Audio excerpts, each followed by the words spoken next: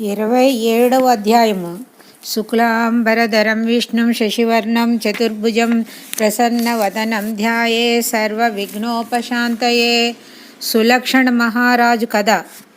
గృధ్నమద మహర్షి జుహున్న మునితో ఇట్లనెను: జన్మ సంసారము అను సముద్రమును దాటనక్కర్లేని సాధనమే మాఘమాస వ్రతము. దాని ప్రశస్తిని వెల్లడించు మరి ఒక కథను వినుము. పూర్వము ద్వాపరయుగమున అంగదేశమును పాలించుచు సులక్షణుడను రాజు కలడు. అతడు సూర్యవంశమున జన్మించినవాడు. బలపరాక్రమములు కలవాడు. ప్రజలను చక్కగా పరిపాలించువాడు. వానికి 9 భార్యలున్నను సంతానము మాత్రం లేదు. రాజులందరూ వానికి సామంతులై కప్పములు చెల్లించుచున్నను సంతానము లేదను విచారం మాత్రము రాజునకు తప్పలేదు. నేనేమి చేసినా కులవర్ధనుడగు పుత్రుడు జన్మించును. పెద్దలు పుత్రులు లేని వానికి దరిద్రునికి కృతజ్ఞునకు వేదహీనుడగు విప్రునకు సద్గతి లేదనియు అందురు. పుత్రులు లేని నేను మహర్షులు ఆశ్రమమునకు పోయి అచ్చట పెద్దలను ప్రార్థించినచో పుత్రులు కలుగుటకు వారేమైనా ఉపాయం చెప్పగలరేమో ప్రయత్నించి చూచెదను అని నిశ్చయించెను. అనేక మంది మహర్షులు కల నైమిసారణ్యమునకు పోవటయే మంచిదని నైమిసారణ్యమునకు వెళ్ళెను. అచ్చటి మునులకు నమస్కరించి తన బాధను వారికి వివరించెను. అప్పుడు వారు కొంతసేపు ఆలోచించి ఇట్లనిరి: రాజా వినుము, నీవు పూర్వజన్మలో సౌరాష్ట్ర మహారాజువు. సర్వసంపన్నుడవైనను మాఘమాసమున రథసప్తమి నాడు కూష్మాండ దానమును చేయలేదు. అందువలన నీకు ఈ జన్మలో సంతానం కలుగలేదు. ఇందువలన ఇంతమంది భార్యలున్నను నీకు సంతానం కలుగలేదు అని చెప్పిరి. అప్పుడు రాజు నాకు సంతానము కలుగును ఉపాయము చెప్పుడని వారిని మరల ప్రార్థించెను. అప్పుడు ఆ మునులకు ప్రతి ఫల మంత్రించి రాజునికి ఇచ్చిరి. దానిని నీ భార్యలందరికీ పెట్టుము. ఇందువలన నీకు 9 పుత్రులు జన్మింతురని చెప్పిరి.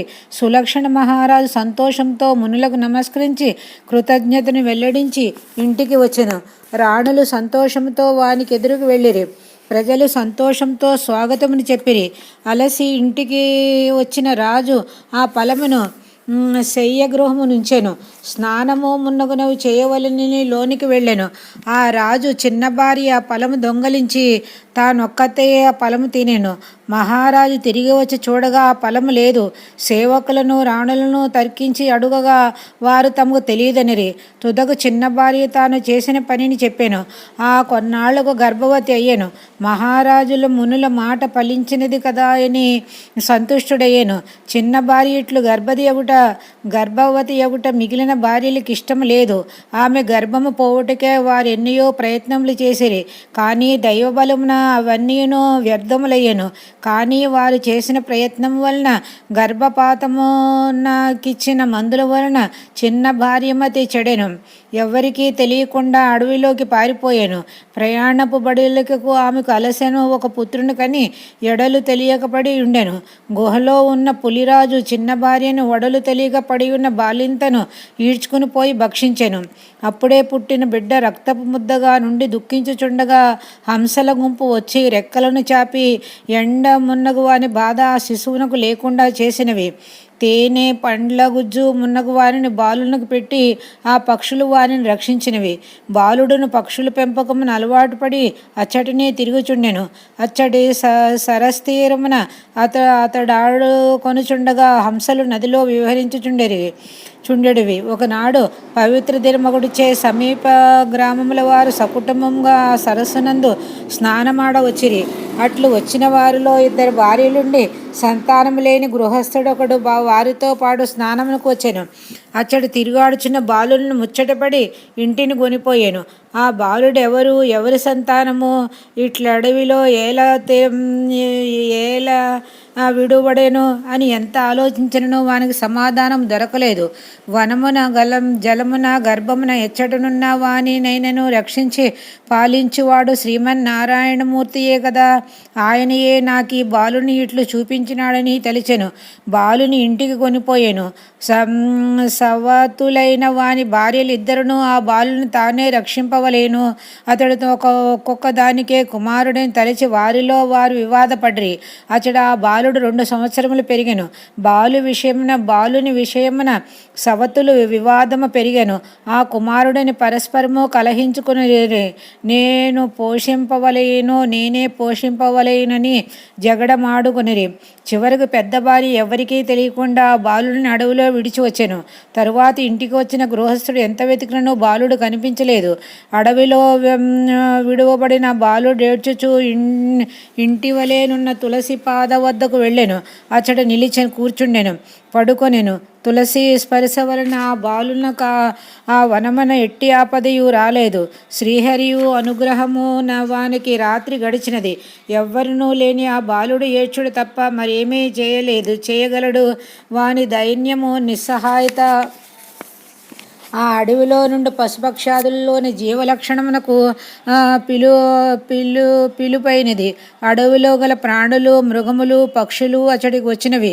బాలుని నిస్సహాయత దైన్యము వానిలోని దివ్య లక్షణములను మేల్కొల్పి వానిపై జాలిని కలిగించినవి. ఆ ప్రాణులను కన్నీరు కార్చినవి. ఒకరి భాష మరొకరికి తెలియని రాజకుమారుడు పశుపక్షాదులు ఇట్టి సహానుభూతి అందినప్పుడు మరి ఒక మానవుడు ఉన్నచో వాడెంత దుఃఖించునో కదా. అట్లే బాలుడును పక్షియో మృగము అయినప్పుడు వారి దుఃఖించునో కదా. అట్లే బాలుడును అట్లే పశుపక్షాదులు విభిన్న జాతుల వారైనను వారిలోని పరమేశ్వరుని అంశవేగు జీవాత్మ మూలము ఒక చోట నుండి దేవు నుండి వచ్చినదే. అదియే దివ్యత్వము. కానీ విచిత్రం అనగా బాలునికి తన జాతిదే అయిన స్త్రీ వలన ఆపద వచ్చినది. ఆ విప్రుని మొదటి భార్య ఆమెలోని దివ్యత్వం లోపించినది. సృష్టి విచిత్రమని అనుకొనుట తప్ప మనకే సమాధానమును తోచదు. ఇదియే భగవంతుని లీల. అట్లు వచ్చిన పక్షులు, మృగములు బాలునిపై జాలిపడినవి. పక్షులు ఎండ వానిపై పడకుండా రెక్కలతో నీడను కల్పించినవి. తమ విచిత్ర రూపములతో వాని మనసును శోకము నుండి మరలించినవి. మృగములను తేనె మగ్గిన పండ్లు వంటి ఆహారములు వానికి తెచ్చి ఇచ్చినవి. ఈ విధముగా మృగములు, పక్షులు వానికి తాను చేయగలిగిన ఉపచారములన్నీ చేసి వాని దుఃఖములకు మాన్పించి తమ ఉపచారములచే వాని ఆకలిని తీర్చినవి. బాలుడు తులసి పొదలో నుండుట, తులసిని చూచుట, తాకుట మున్నగు పనులు అతర్కితముగా చేయుటచే పవిత్ర తులసి దర్శనము స్వరసనాదుల వలన దైవానుగ్రహం అతడు పొందగలిగాను. తన జాతికి చెందని పశుపక్ష్యాదులు సానుభూతిని ఉపచారములను పొందెను. ఆ బాలుని పూర్వజన్మ సంస్కారము వలన ఇట్టి సానుభూతిని ఇతరుల నుండి పొందగలిగాను. అప్రయత్నముగా వాని నోటి నుండి కృష్ణ, గోవింద, అచ్యుత మున్నగు భగవన్నామములు ఉచ్చారణ శక్తి కలిగినది. అతడు అడవిలోనున్న అతడు మాటలను పలుకుచూ తులసి పొదలో నివసించుచు ఆడుకొనుచు కాలమును గడపసాగాను. అడవిలోనున్న తులసియే దీనుడైన ఒక బాలుడున్న కట్టి దయను పశుపక్షాదుల ద్వారా చూపినది. అట్టి తులసి మన ఇళ్లలో నుండి మనచే పూజింపబడిన మనపై ఎట్టి అనుగ్రహమును చూపునో విచారింపుడు. తులసి మన ఇంట నుండుట వలన మనము తులసిని పూజించుట వలన మనకు దైవానుగ్రహం కలిగి మరెన్నియో ఇహపరలోక సుఖములను అందవచ్చును. పాపములు పోగొట్టుకొనవచ్చును. భగవద్ అనుగ్రహమును మరింత పొందవచ్చును. నమస్తే అండి. ధన్యవాదములు.